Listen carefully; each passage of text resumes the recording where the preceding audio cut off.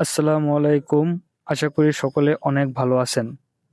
আপনাদের দোয়া ও ভালোবাসায় আল্লাহর অশেষ রহমতে আলহামদুলিল্লাহ আমরা অনেক ভালো আছি।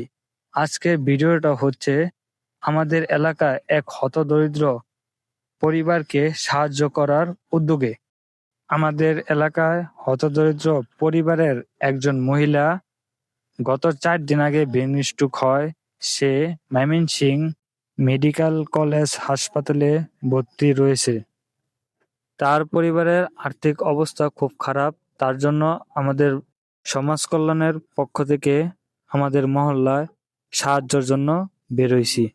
আমাদের মহল্লার সবাই এই উদ্যোগ দেখে অনেক খুশি হয়েছে। তারা সবাই তাদের সামর্থ্য অনুযায়ী আমাদের সাহায্য করেছে। আমাদের এলাকার এক বড় ভাই গ্রামে না থাকার কারণে তিনি খবরটি শোনার পর বিকাশের মাধ্যমে আমাদেরকে সাহায্য করেছেন। আমাদের এই সমাজ কল্যাণ সংগঠনের উদ্যোক্তা জাহাঙ্গীর ভাই ও নাজমুল ভাই সঙ্গে থেকে আমাদের এই কাজটি সম্পূর্ণ করেছে। আরও ছিল আমাদের বড় ভাই, ছোট ভাই, পেজের সকল টিম মেম্বার ও গণ্যমান্য ব্যক্তিরা।